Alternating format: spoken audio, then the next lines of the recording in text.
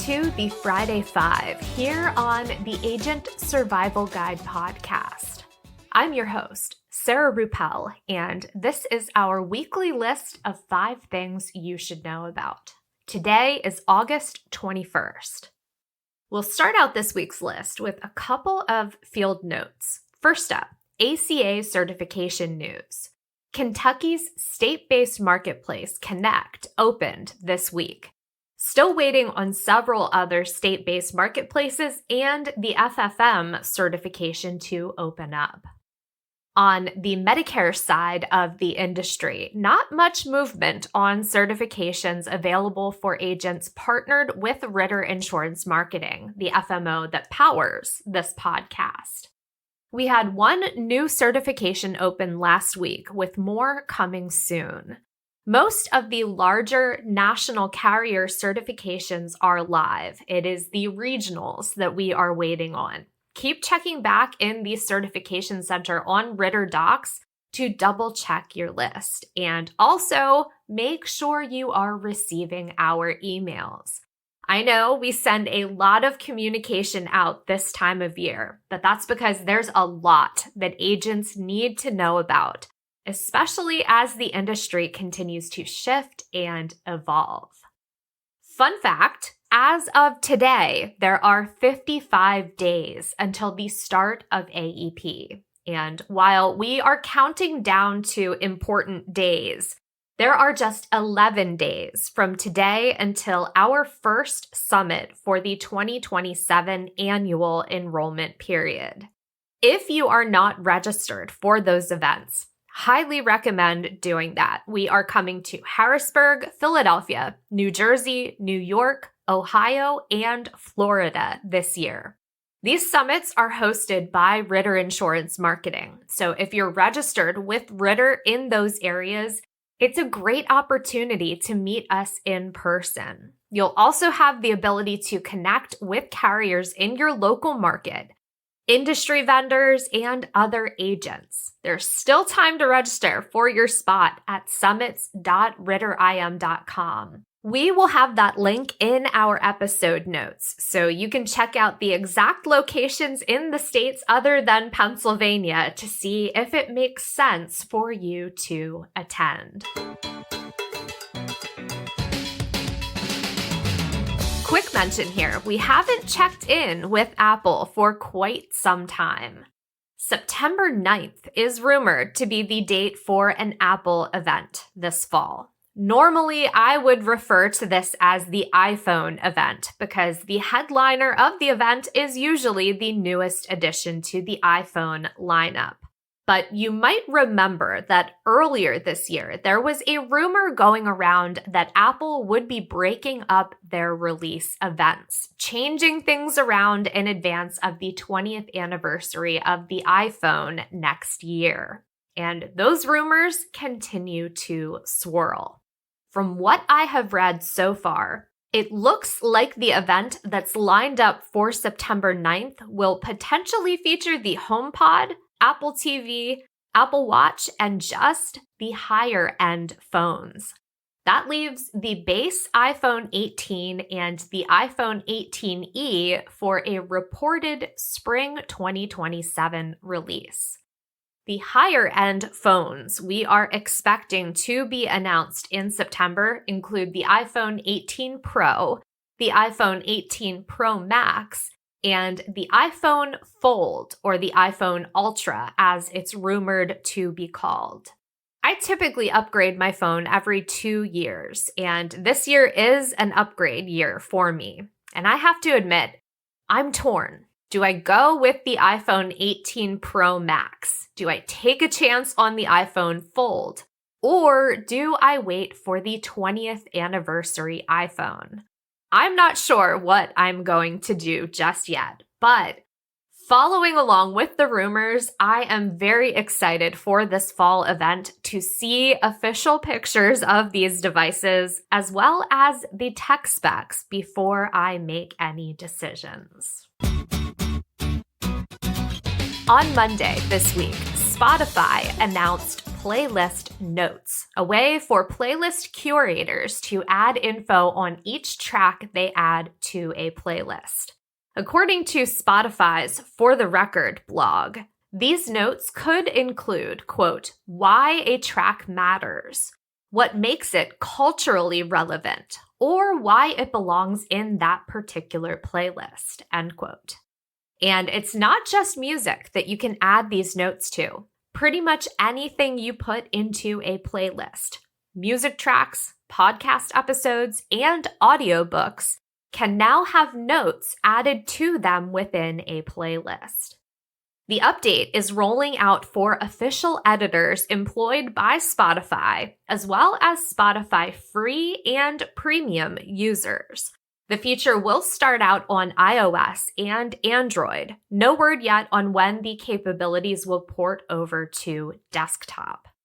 Personally, I love this for two reasons. One, we make a family summer playlist every year, and it would be fun to add some notes in at the end of the summer to be able to look back on later and be reminded of some of those memories. And two, I'm hoping this will spur creation of some podcast recommendation playlists that include audio fiction from different genres. Despite the fact that I do all my podcast listening on Spotify, the app has yet to really hone in on the genres I prefer when it comes to recommendations in my home tab. And if you've ever browsed through the offerings in the podcast tile, that is similarly frustrating. So I'm hopeful about this playlist feature as a means for more podcast discoverability. But for now, it's a solid way to add more info to the playlists I curate. Earlier this week, I was flipping through a Think Advisor slideshow featuring different time management methodologies, and I came across the concept of a business journal. We've talked about a few different ways to track and maintain productivity here on the podcast, and I think this one is one that's worth mentioning as we find ourselves at both the beginning of another enrollment season and the beginning of the school year. If you've got a teenager at home, maybe implement your journals at the same time so you can have some quiet reflection time in the evening. Or make this the way you spend the last few moments of your workday. What I like about journaling is that it helps me slow down, and I need all the help I can get in that department. I have multiple notebooks for recording all sorts of notes and ideas. But for business specifically, if you're looking to grow and learn from what you've been trying, it's important to reflect on your day and jot down some notes about it. Here are 3 things that jumped out at me from what I read. The first, a list of what you've accomplished in the day. Not a to-do list, but a done list. On the days when it feels like you didn't get a whole lot accomplished, this kind of list can help give you a boost. The second, ask, what did I learn today? Pick out one thing and reflect on what you learned in the process. Challenges or unexpected issues pop up all the time. Taking a moment to reflect on what you learned in the process helps to create muscle memory for when something should be repeated, or to make a note that it's not quite the right way to do things. And third, reflect on the day and pick out something you are grateful for. Practicing gratitude helps when you have had a horrible day to be able to find that silver lining. Over time, you can actually become quite good at finding the silver lining without even really being prompted. Noting what you're grateful for and why helps retrain your brain to see positive intent. And again, the more you exercise that muscle, the easier it is to find things to be grateful for everywhere. These are just 3 of many different prompts you can use to kick off your own journaling and your own self-exploration. The reason why I suggest starting this process now, when we are in the lead up to enrollment season, is so that by the time AEP begins, you will have formed the habit. Then continue with your journaling through the enrollment seasons, whether that's AEP, OEP, or both. And you'll likely record some helpful information about what's working in your business and what's not. Then, when enrollment season is over, you should have a good bit of information to review. And if you really made this form of self-reflection a habit, when you're trying to form goals for 2027, you should have a decent amount of supporting data. I would suggest keeping your daily reflections between 1 to 3 prompts, enough to be able to get a benefit back from your reflections, but not so much that you wind up writing a memoir. For most people, I think that's going to be within the 1 to 3 range, and we will be linking to more prompt ideas in the notes if you want more suggestions than the ones I just mentioned.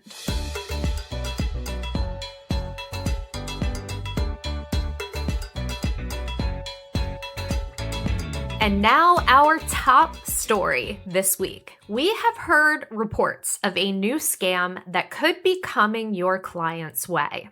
Messages appear to come from MyChart, a patient portal that can be accessed online or via mobile app. Reports have come in on both fraudulent emails and text messages, so we've got phishing and smishing in one. The scam promises a MyChart Medicare kit, a senior health package, and may feature a subject line that reads, "Your MyChart Medicare kit awaits." While it might sound like this particular scam would target Medicare beneficiaries, because MyChart is available for all types of patients, we are looking at a broad range of potential targets. At the end of July, the MyChart director of R&D posted a warning about an increase in scams involving the MyChart name. In his post, he mentioned that scammers are likely looking to steal login or payment information. He provided a link to a MyChart-specific FAQ on scams and fraud, and we will have that linked in the notes for you. So far, 7 health systems from 7 different states have sent out warnings to their patients about the MyChart scam. For those of you with client newsletters, this is great info to include in yours, along with some information on what your clients can do if they find themselves in a scammy situation. Our content library has a few pieces about scams that are great for newsletters and social media. Those materials have already gone through compliance checks, so they are completely turnkey and ready to go. Your Ritter registration gets you access to content library materials. All you need to do is log in and hit download. We'll have the link to the scams packet in our episode notes. Now, moving on to shoutouts for this week, and we are including, once again, Arthur Barlow for the interview yesterday. Really looking forward to getting that conversation produced and out on the feed as soon as we can. Shout out to all the teachers and administrative staff at the schools that are busy prepping, taking last-minute schedule requests, and getting everything ready for the kids coming back for another school year. And for all of you parents out there, hang in there while you're doing your back-to-school shopping, especially those of you who are shopping for tween or teen girls. I see you, and you are doing great, no matter how cringy your kids say you are. If you would like a shout out here on the show, you can use the link in our episode notes to send those along to us. We love celebrating with you, birthdays, anniversaries, career milestones, all of that good stuff. Send us a message and we will give you a shout out here on the show.